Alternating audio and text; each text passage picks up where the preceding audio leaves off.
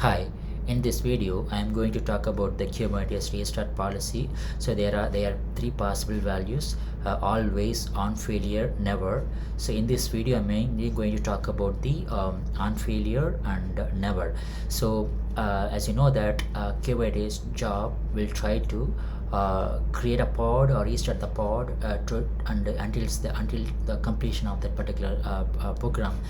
For example, I have this simple busybox container, and then it's going to print this hello world messages for 3 times, and I have a time delay of 1 second for 1 second for each print message.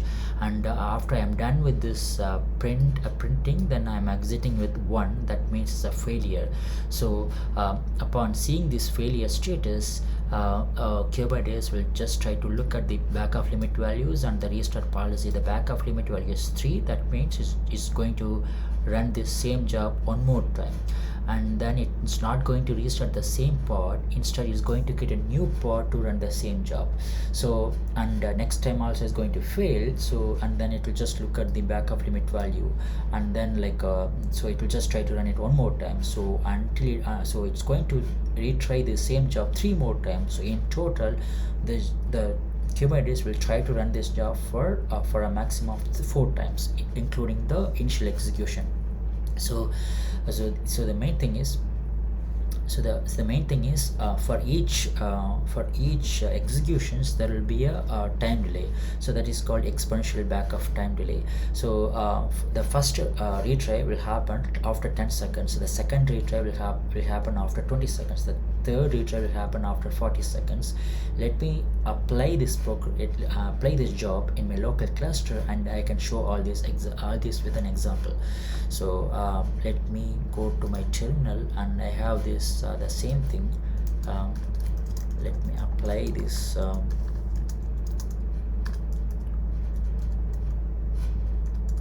Let me apply this job. So the job has been created successfully. Let me go to my open lens. So I have this job got created in my local clusters, and then this is the first retry. The first retry got failed, and Kubernetes will just try to create another pod to run the same job. The second retry also the first retry got failed. This is the actual initial execution. First retry, second retry, the third retry is being running right now. Okay, the third retry also got failed, and the job status changes to failure. So you can go to the job sections, and then you can see the warning message: job has reached the specified backup limit, and also the job status changed to failed. So this is the behavior when you set the restart policy as never. But if you set the restart policy as on failure, then the same pod will be restarted to run the same job. Let me just delete this job, and then I can show how we can change it and then try to run the same job again. So let me just go there. I'm setting this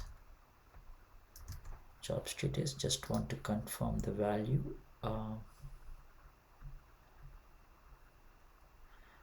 On failure. Okay, so let me just go back to this one, just change the settings, and let me just go there, run the same job. So the job is created successfully. Let me go to the open lens and then see this executions. So as you can see here, the first retry got failed, first execution got failed. So the job Kubernetes restarted the same pod to run the same job again. I can look at the logs and then see the messages, and then if you just look at here, the pod is getting restarted for second time to run the same job, and then you can see the warning message here.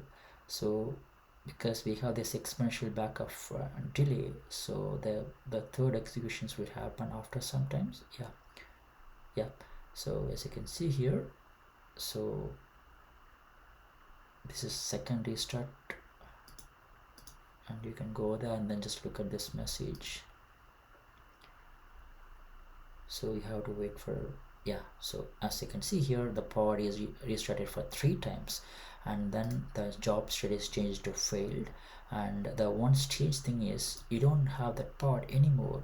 It's because If you set the on restart policy as on failure, then Kubernetes will try to restart the same pod, and after it reaches the backup limit value, then the pod will be deleted automatically by Kubernetes. So the deleted pod won't be there anymore in our cluster.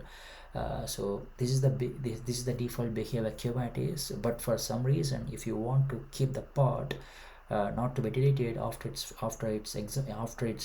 certain number of retries, then you need to change the restart policy as never. That means the pod will be there, so that you can just look at the pod and then just check all the status. And then you can also change the backup limit value. So the default backup limit is 6, and if you don't specify it, then the default limit will be used. And if you want to customize this, you can just change it to any value that you want. Thank you. I will leave the link in the descriptions. Please take a look at it, and if you have any questions, please let me know in the comments. Thank you.